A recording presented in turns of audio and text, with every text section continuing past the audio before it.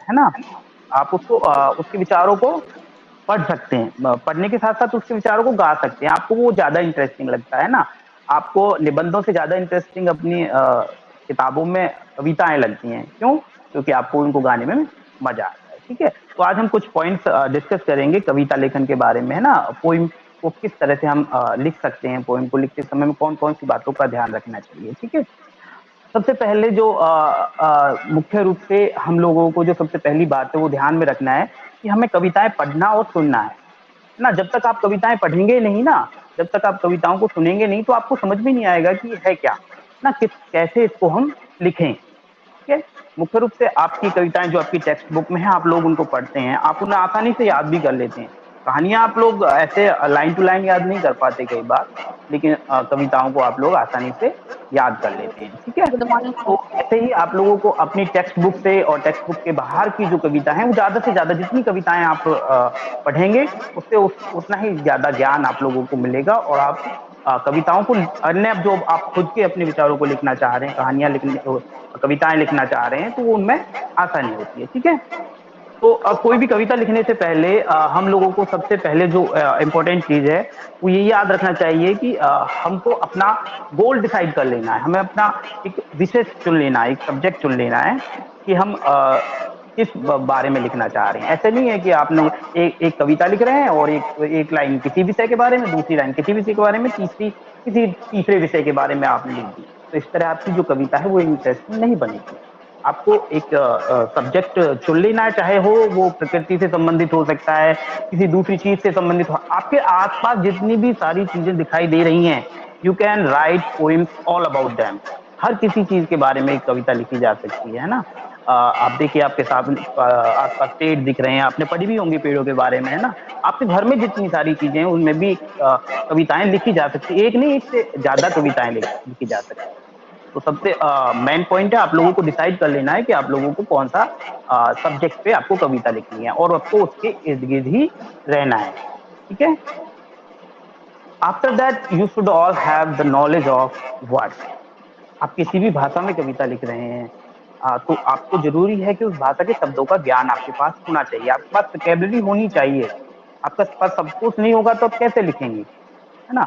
तो ये सब कुछ कहाँ से आता है? जैसे जो मैंने पहले आपको पॉइंट बताया, आप ज़्यादा से ज़्यादा कहानियाँ, ज़्यादा से ज़्यादा कविताएँ पढ़ेंगे, ज़्यादा से ज़्यादा बुक्स पढ़ेंगे, तो आपके पास ज़्यादा से ज़्यादा शब्द स्टोर होते चले जाएँगे, है ना?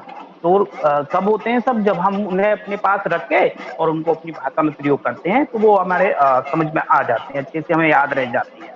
ठीक है? जो हमारे शिक्षा मंत्रालय का इनिशिएटिव है निपुण, उसमें भी ना बार-बार बच्चों को पढ़ने के लिए पढ़ने पर जोर दिया जा रहा है ना? तो कोई भी चीज़ सीखने के लिए हमें सबसे पहले पढ़ना ज़रूरी है ना?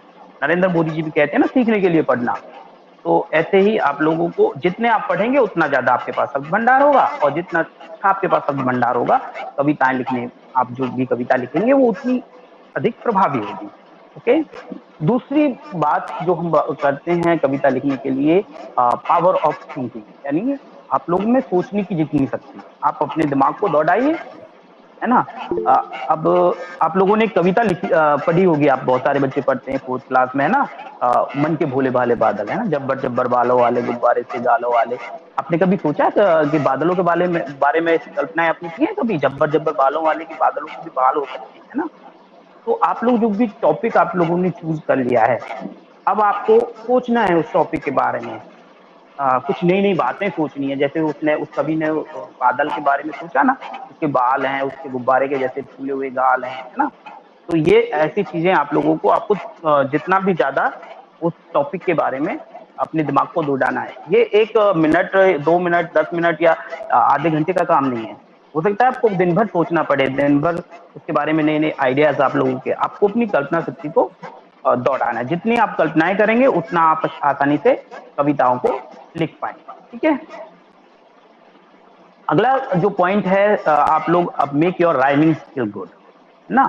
अब कविताएँ क्या होती हैं? कविताओं में आपने पढ़ा देखते हैं ना आप सब लोग राइम होती है एक तरह की, उसको आप गा सकते हैं किसी भी लय, ताल पे, है ना? मुझे लग रहा है टाइम थोड़ा ज़्यादा हो रहा है, चलिए, है ना?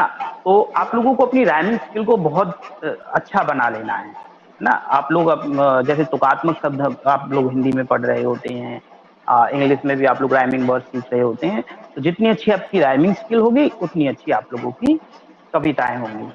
और जो लास्ट जो पॉइंट है वो आप लोगों का है हैबिट ऑफ राइटिंग।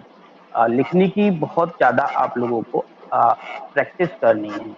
आपको आदत होनी चाहिए लिखेंगे। एक दिन में एक कविता लिख देने से ऐसे नहीं होगी कि एक दिन में आ जाएगी। आप पहली बार लिखेंगे, आपकी कविता उतनी अच्छी नहीं होगी। आप दूसरी बार लिखेंगे और अच्छी हो जाएगी, है ना? तीसरी बार लिखेंगे और उससे भी ज़्यादा अच्छी होगी। जितना आप अपनी आदत को लिखने में लगाओगे, जितनी ज़्यादा आपकी लिखने की आदत बढ़ेगी, है ना? उतनी ही अच्छी आपकी कविताएँ होती चली जाएँगी। तो आप लोगों को सबसे ज़्यादा क्या करना है, अभ्यास करते रहना है लिखने का। रोज़ाना करिए, जितना ज़्यादा अभ्यास करेंगे उतनी अच्छी आप लोगों की राइटिंग स्किल्स हो जाएगी, और जितनी अच्छी राइटिंग स्किल होगी, आपकी कविताएँ ऑटोमैटिकली उतनी अच्छी हो जाएँगी, ठीक है?